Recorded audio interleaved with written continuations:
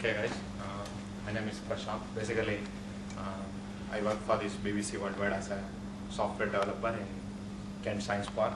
So today I'm going to talk something about WebSphere security and how we are going to configure WebSphere security and how WebSphere implements this security and Java 2 security and JAS, everything. So it's just a matter of configuration as well as how to use it and what are all the sorts of flexibility which you get if you use WebSphere. And though I'm not a marketing guy for WebSphere, I'm just using it and I'm just trying to say what are the features available in WebSphere if at all tomorrow if you may work, so that it could sort of helpful for you to kickstart. So basically I will take you through WebSphere security architecture and all the WebSphere authentication, types of authentication and all the registries which comes with WebSphere. These are all security registries, the kind of registries which you configure WebSphere to work with, just to telling the WebSphere which registry to use and how to use and all those stuff. And then I have a trial version of WebSphere application server running on my laptop, so I'm just going to give a demo of how to configure it. I'm also having a Active Directory installed on my laptop, so I'm just going to configure this WebSphere to talk to this Active Directory, which happens in almost all business organizations where you configure your WebSphere application, whatever application server, to talk to your Active Directory. It does all this authentication. So okay, before we get into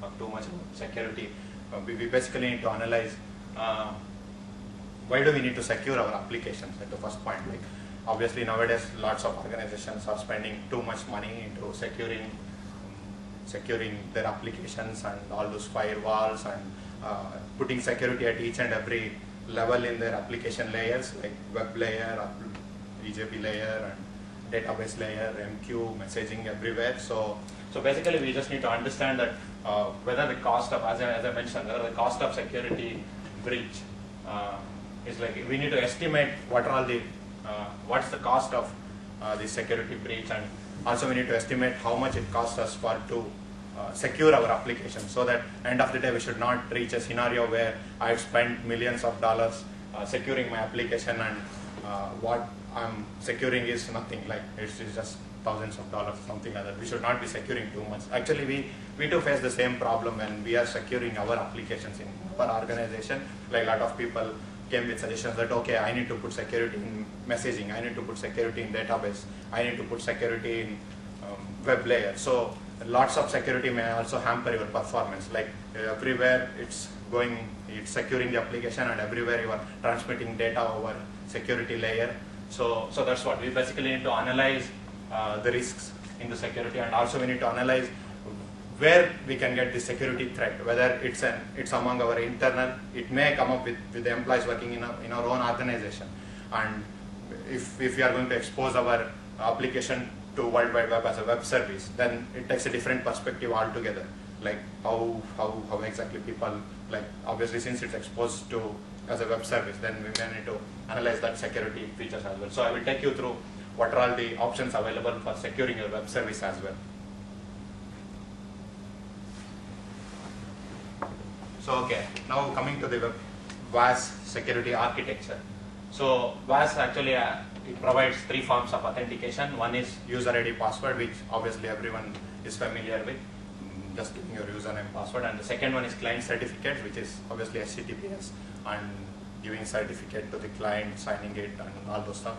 And next is identity assertion. This is sort of a new thing which is in WebSphere. It's like a third party is asserting its identity to WebSphere. It's telling to WebSphere that okay, you don't need to authenticate this user, I am authenticating it on your behalf. You just need to bind that user against the registry.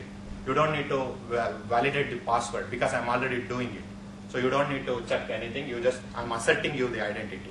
So WebSphere provides a product called Tivoli Access Manager, which is the product provided by WebSphere. It does all this identity assertion. Okay, now coming to the security layer. This is general J2E security layer, which you can see in this diagram. At the bottom of it, it's OS security. It's generally we know how users are added to the operating system. On top of it, we have Java security, and then on top of it comes WAS security, which they have added their security on top of all the existing APIs. And on top of it, we have our application resources accessing all the resources in the system, like sockets or file IO and all those stuff. So if you come to this Java security, on top of this JVM security, Java has released a specification like Java 2 security, and this Java 2 security is basically preventing this malicious code from accessing all the network resources, where you specify this policy file saying that, okay, on this application server, this application is used to access only these jar files. It cannot access anything else, something like that, so that everything will be secured. On top of it comes this CORBA security. This CORBA is basically related to object request brokers, ORBs, which we use in all EJBs. So it's like ORB communication when it happens from Java client to the server. We will be using this CORBA security or CSVI2. Whenever a Java client communicates to an EJB, it establishes this CSIV2 session. Basically, it's transparent to us when something of servlet, JSP, and all those stuff starts to an EJB, where security context will be propagated. We don't worry, because that will internally be handled by application server. But when you are going to do an EJB lookup from thick clients, we internally on the background, what happens is the CSIV2 session will be established, where we are going to pass this user ID password to the EJB.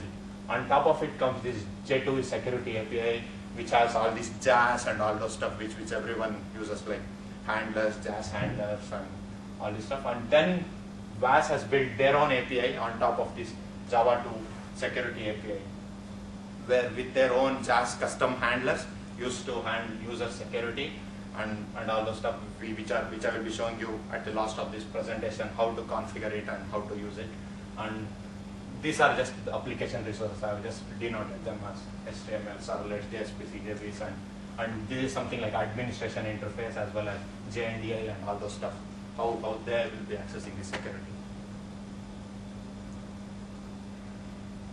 And this is internally how WebSphere, this internal view of WebSphere security, how it's being configured in WebSphere. As you can see, there are two sorts of clients. One is web client and EJB client. Web client obviously acts over HTTPS, and EJB client IOP protocol. This ORB runtime resides in WebSphere, so that it handles this IOP request.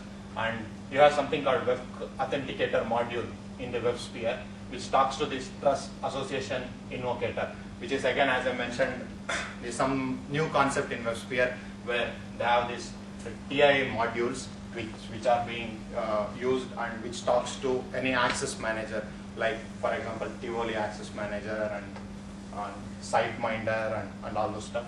And then comes the security runtime, and again, at the end of this phase, then comes your user registry class. Basically, WebSphere provides one more flexibility, wherein you can write your own user registries. It provides an interface, custom registry, where you can implement that registry, and you need to implement the methods, saying that, like, and then you do your authentication in whatever way you want to do. It's not that just configuring it and just relying on that particular mechanism. You can do your own custom handling by just implementing the registry class.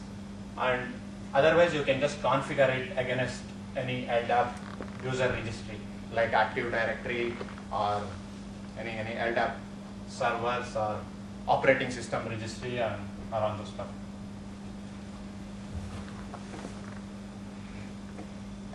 Okay, now coming to the authentication cases itself.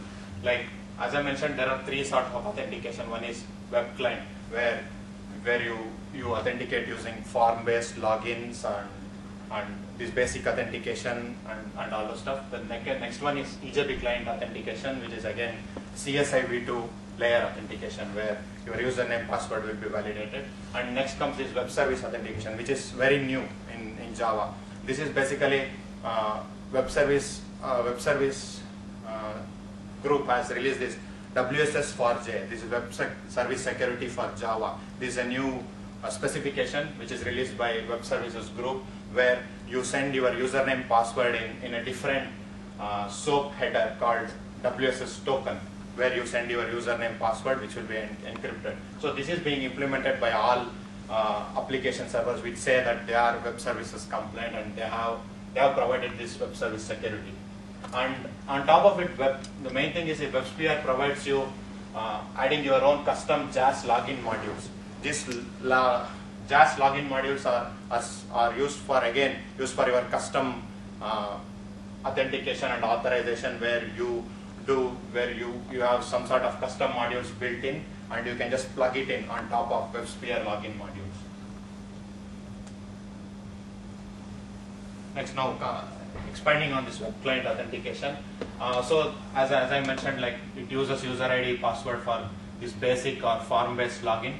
Actually, in basic, you send your user ID password in this authentication header, and in form-based login, as you know, many of us know, like this JSecurity check servlet, which is being popularly provided by every web container. So that is one case. The second one is authentication using client certificates. This is again a SSL configuration where you configure server and give the certificate back to client and this SSL. And the third one is configuring SSL from web client. This actually, when in WebSphere, there is one more thing. Whenever you configure this SSL from any client to WebSphere web server, it internally talks through HTTPS from WebSphere web server to WebSphere app server. So this WebSphere web server and app server environment is common when you configure this cluster, where you configure one WebSphere web server and it does this load balancing to different app servers running in the same domain. So that is one more main thing in WebSphere. And now this Trust Association Interceptor, which is a new module provided by WebSphere. Actually, as I mentioned, using TIA, you are just saying the external component, how it's going to authenticate, and then WebSphere just relies on that external component to authenticate for you. So some of the products available are Tivoli Access Manager and this Netcurity SignMinder. And now this WebSphere also provides the single sign-on, which is most popular nowadays. I can show you this LTPA token. As and when you configure security in WebSphere, for all applications running on WebSphere, WebSphere will be sending back this LTPA token cookie, which is part of JSession ID cookie and all those stuff, so that you are saying to WebSphere that I am in the same session and no need to authenticate me again and again, and use the same cookie for all your single sign-on stuff. Like if you authenticate to web server and you don't need to do it for your EJBs and all the stuff, it will propagate this thing to all the resources like JMS and all the stuff, and also it will propagate the same thing to any other servers configured in the cluster, so that you just authenticate to one system, and if that system is down, it will propagate this LTPA cookie to the other system which is available at that point of time. Basically, LTPA cookie is sort of a pointer to the JAS subjects which is being created by WebSphere. It's just a pointer saying that okay, it will retrieve the JAS subject and then authenticate the user. I'm assuming that's an encrypted cookie. Yeah, encrypted cookie. You can't find anything out of it. Like it's just a internally it will map into the hash map or whatever WebSphere creates, and your client just need to send back this LTPA cookie again and again. If you are not sending it back, then it will try to authenticate every time you try to send it. Now coming to this EJB client authentication, which most of us might not have done, because obviously when we does this web client authentication, it will propagate this security context from web client to EJB client. So we never bother about authenticating EJB client itself. But when it comes to this RMI, and when I try to do a direct lookup using any of my thick client, then comes this EJB client authentication. As I mentioned, it establishes a CSI v2 Corba secure inter-protocol version 2 session between client and server. And in WebSphere, it internally prompts you user ID password whenever you try to run this EJB client in its JVM. It asks you what's the username and password. Otherwise, one more thing you can avoid is you need to edit this properties file and say, okay, this is the user ID password. Or else you can configure your JAS custom login modules, which will be no-gated when you try to hit your application. Now coming to this web service authentication. As I mentioned, securing web services is gaining a lot of momentum nowadays. Like everyone wants to secure their web services because it's over World Wide Web, and they don't want any malicious user to access their web services and do all those dirty stuff. So securing web services, there are two sorts of security. One is securing the message, SOAP message itself of the WebSphere, and the second one is transport level security. So I don't need to talk much about transport level security because it's just that transporting your communication through HTTPS is nothing but transport level security. And now coming to the message level security, which as I mentioned is WS security. This is a specification which is given out by web services groups. This is how every application server needs to implement the web service security, under which there are three sorts of things. One is authentication, next one is confidentiality and integrity.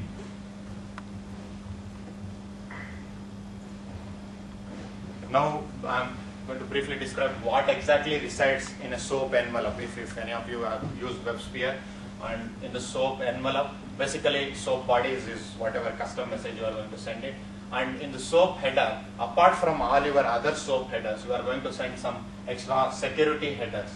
So that security headers consist of security token, timestamp, signature, encrypted key and encrypted data. Signature and encrypted key are for confidentiality and integrity, and security token is what you negotiate with your server.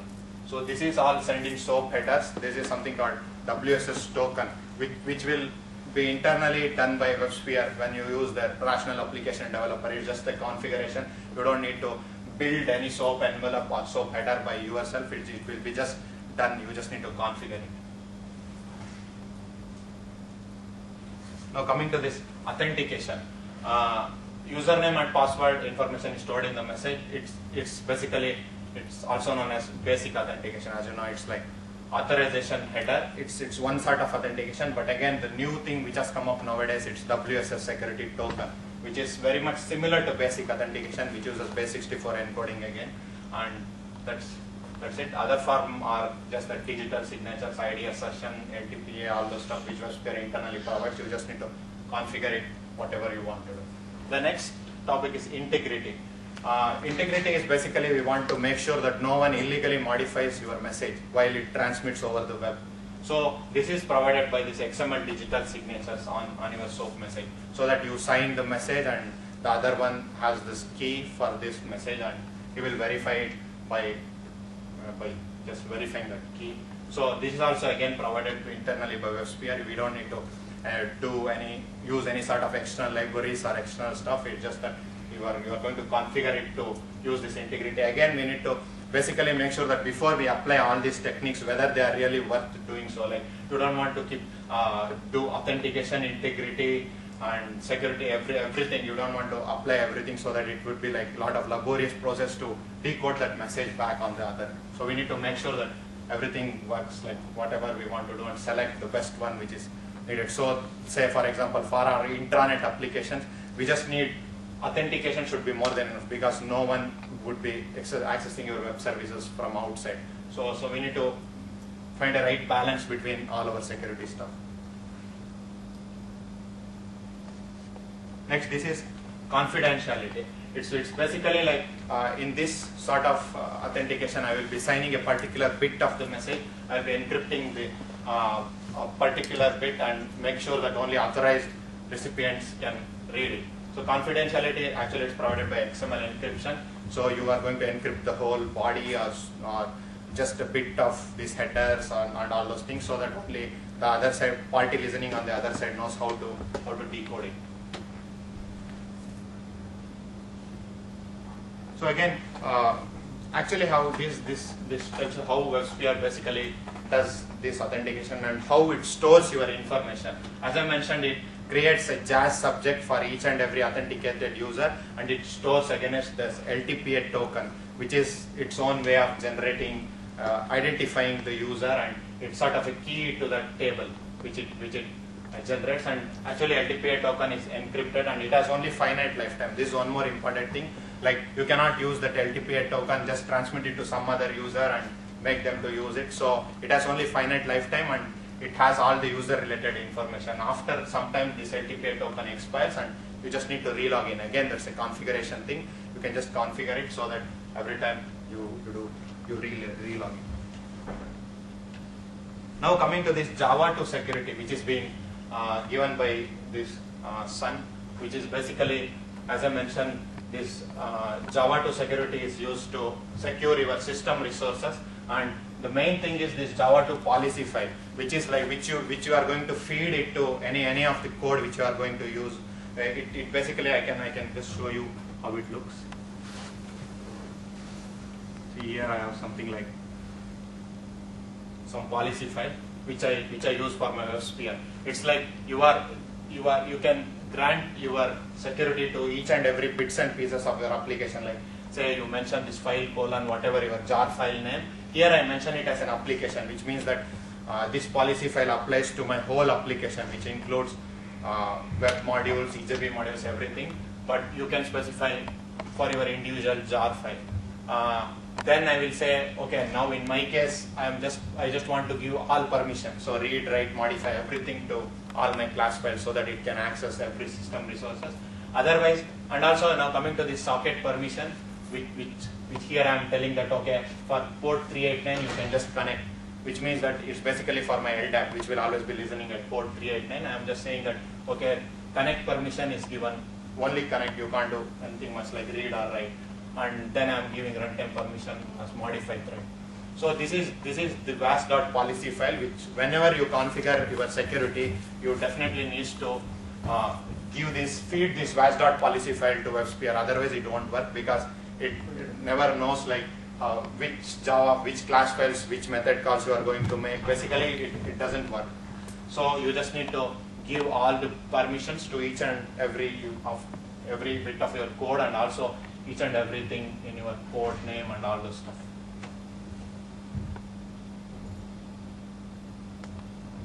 Now coming to this registries. Basically you have three types of registries to configure your security against. One is operating system, one is custom, and one is LDAP. Operating system basically it's like it's basically in Solaris you have the Solaris user registry, and in Windows you have this Active Directory where you create your users, assign username, password. So what you can do is in WebSphere you can just say, okay, use my operating system as a registry. So that what WebSphere does is it internally authenticates against your operating system using native libraries against your operating system and verifies your username, password. So it's one sort of registry which is available in WebSphere. But the only downside of this mechanism is, since this operating system registry is unique for each and every system, when you are going to establish a cluster, in the sense a group of WebSphere application servers, you cannot use this operating system because each and every application server is this sort of horizontal clustering where you have different app servers. So each and every app server has a different registry, so you cannot use it against a cluster. That's the one downside of this operating system registry. The second one is custom registry. Again, as I mentioned, you can have this custom registry interface where you say you are going to maintain, assume say for example a flat file of all the username, password, which is highly encrypted and which is available to only your administrator, something like that. You don't want any other authentication mechanism because you don't want to rely on anyone. So what you can do is you need to extend this user registry interface, read the file. This is just a sample thing which I am saying. Read the file and then authenticate your user and tell to WebSphere, okay, he is authenticated. You don't need to rely on any other mechanism.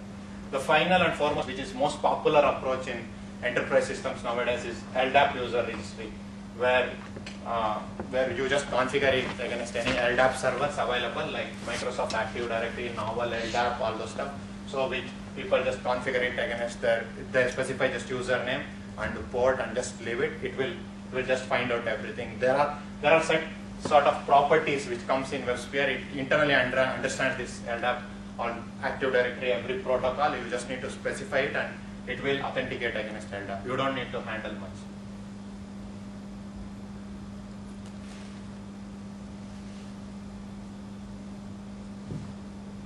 Okay, what WAS internally does is when it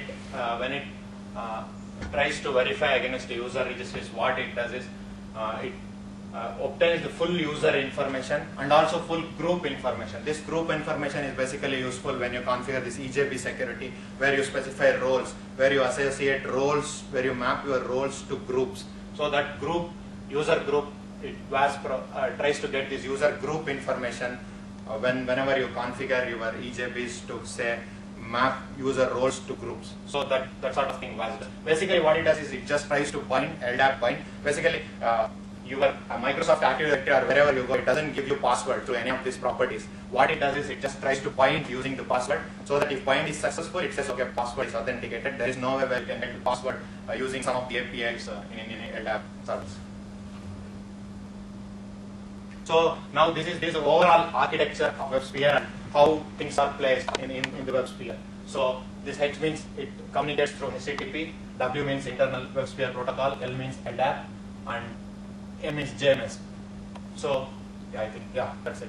So in this figure, as you can see, like all this web browser, web services, everything communicates to HTTP, and your admin browser again communicates to HTTP, and your node agent basically comes into picture whenever you configure cluster. So it will communicate through LDAP, and this is JDBC, which you can secure that as well. So this is the overall architecture of WebSphere and how every bits and pieces fit into this WebSphere architecture. So the main thing here is if you configure WebSphere application security, you are configuring everything. It's all or nothing sort of thing. Like you are configuring this whole admin interface, everything will be secured. Even your admin application running on WebSphere will be secured. So this is how basically it looks. You can configure this LDAP to talk through secure layers and all those stuff. So basically this is the overall architecture. Now I'm going to show you something in WebSphere itself. So I have this Active Directory.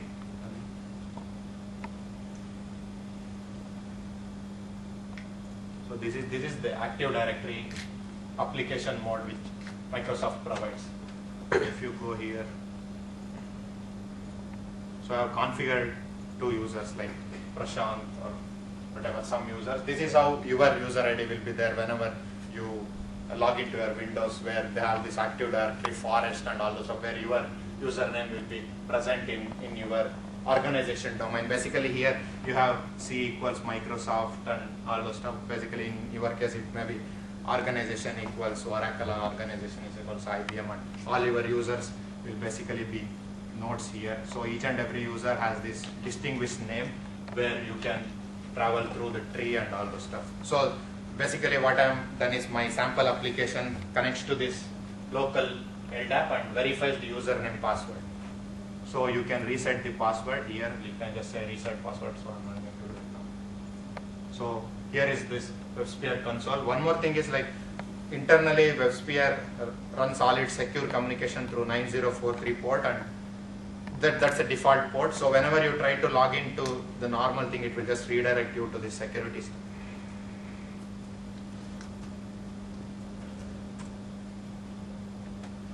So this is the JSecurity servlet, which you can see probably here. This is the default servlet provided by WebSphere, as like I think Tomcat also provides similar. So every application server provides default servlet. So is that actually deployed as a servlet, JSecurity Check, or is it managed internally by WebSphere? No, it's internally managed by WebSphere. We can also just use that servlet if we want to, like we can hit that JSecurity servlet from our application. So here there is something like security. This is WebSphere application version 6. For version 4 and 5, they have provided thick client interfaces. From 5 onwards, they have provided, I believe it's a struts-based application probably. So here I have something called global security.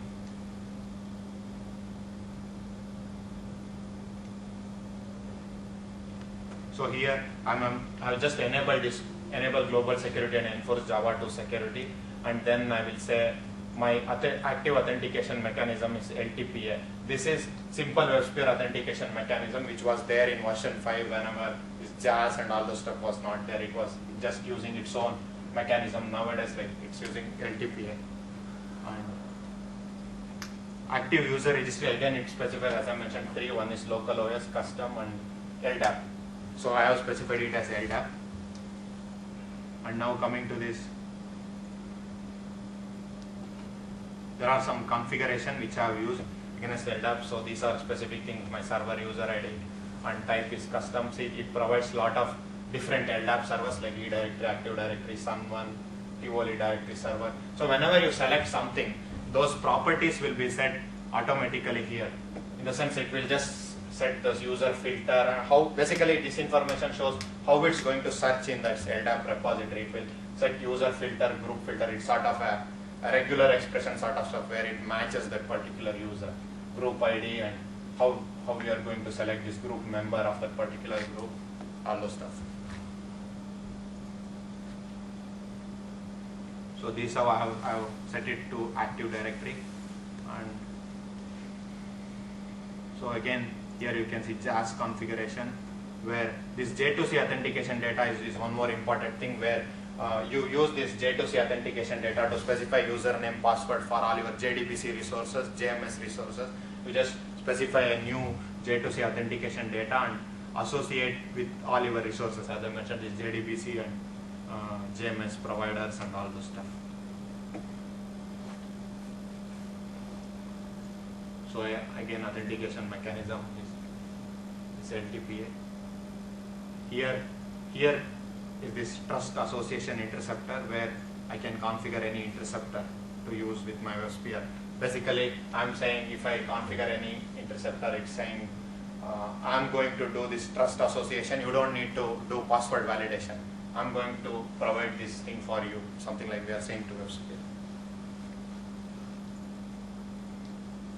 Yeah, I think that's it. This authorization provider is a new thing, where basically Java has come up with this JACC specification, Java authorization contract for containers. So any external containers can use this JACC specification and provide authorization for your this thing, basically to say how users, groups are all there, how they are mapped and all those stuff. If you don't want it, WebSphere internally does this by mapping user to.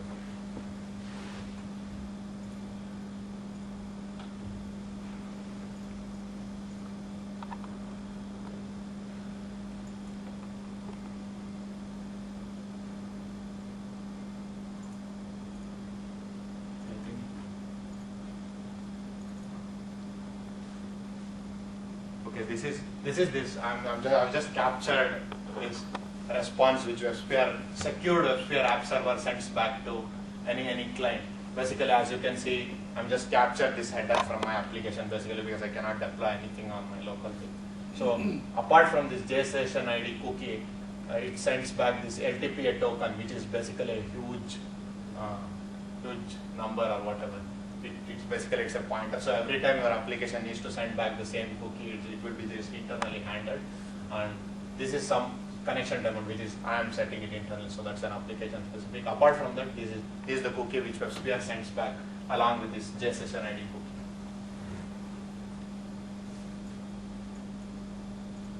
Okay, yeah, I think that's it. So thanks for all your patience and listening.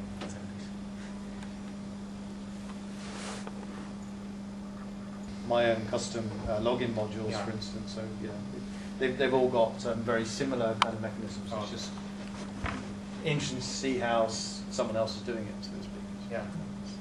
What's LTPA? It's lightweight third-party authentication. And that's a protocol then, or specification, or what exactly is it? No, that's internally WebSphere says all other external parties it just names them as lightweight third-party authentication. So it's just a WebSphere. Yeah, it's not a standard thing saying lightweight.